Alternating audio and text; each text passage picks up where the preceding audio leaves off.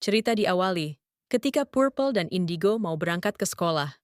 Purple bercerita kepada Indigo bahwa dia menemukan pintu misterius di gunung. Purple sudah menyiapkan sedikit makanan untuk mencari tahu pintu misterius di gunung itu. Purple yang masih penasaran melihat handphonenya, Indigo memberitahu kepada Purple untuk mencari tahu lebih detail. Karena terlihat di handphone ada simbol rahasia. Beralih ke sekolah, semua putri duyung berkumpul. Gray dan Green memberikan arahan kepada teman-temannya untuk membuat dekorasi dengan desain serigala. Itu hanya untuk meningkatkan rasa ingin belajar para siswa murid. Tetapi Blue dan Red Ruby ingin memeriksanya sebelum ikut berpartisipasi. Apa hasilnya bisa membuat para siswa datang ke sekolah, datang dengan berseri-seri. Pengumuman diberitakan di layar TV sekolah. "Hei, kamu dengar kabar ini nggak?" Katanya, Yebai bisa memahami sesuatu yang aneh. Iya, banyak orang kehilangan waktu secara bersamaan. Ketika sadar, mereka udah ada di tengah jalan.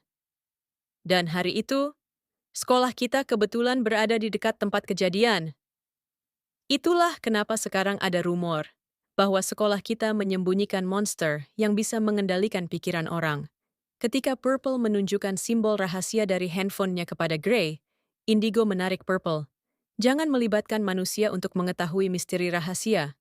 Beralih ke acara dekorasi, Blue sudah menyelesaikan dekorasinya.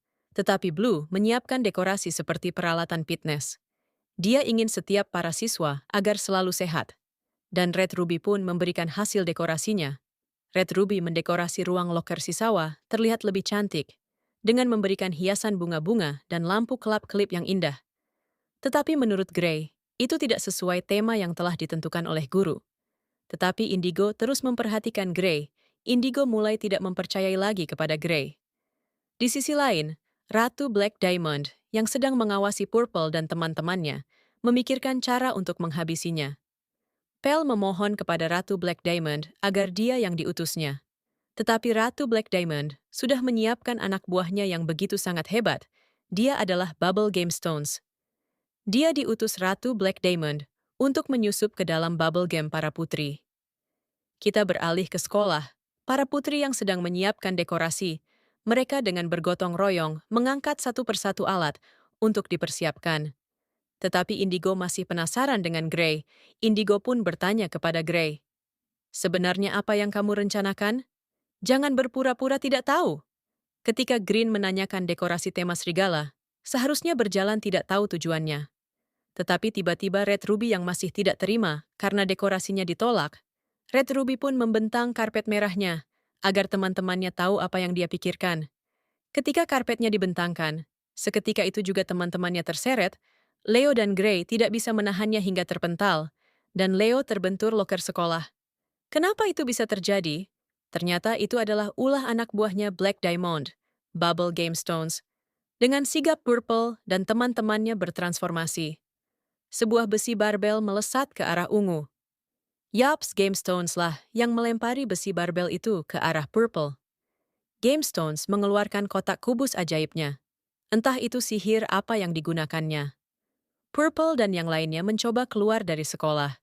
Tetapi Game Stones menutup semua akses pintu keluar.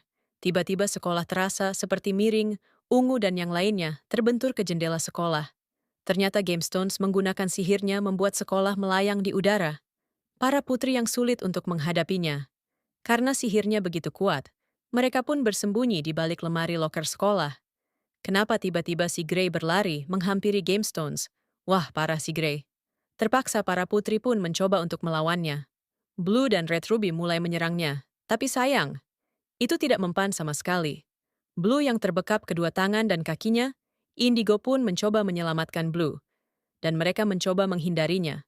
Mereka akhirnya berkumpul dan mencari jalan keluar. Setelah lelah mencari jalan keluar, agar bisa keluar dari sekolah, Gray memberikan arah menuju jalan keluar. Tetapi kenapa pintu keluar itu ruangan tempat si Game Stones? Karena mereka sudah berkumpul, mereka pun secara bersamaan menyerang si Game Stones. Game Stones pun pergi. Para putri merasa telah mengalahkan musuhnya. Itu bukan sebuah kekalahannya si Game Stones. Dia meninggal kotak kubusnya. Mungkin si Game Stones memberikan tanda, atau apalah itu kepada para putri. Indigo masih penasaran juga dengan Grey dan terus menanyakannya. Tetapi Purple menghalanginya. Mungkin Purple merasa Grey telah membantunya menunjukkan arah jalan keluar. Tiba-tiba kotak kubus itu melayang dan bergerak. Seketika itu pula sekolah Blue DOT berubah bentuk. Benar saja, itu adalah tanda peringatan untuk para putri duyung, dan itu baru permulaan.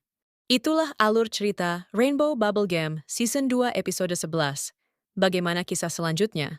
Apakah para putri bisa mengalahkan si Game Stones yang begitu kuat? Sampai jumpa di video berikutnya.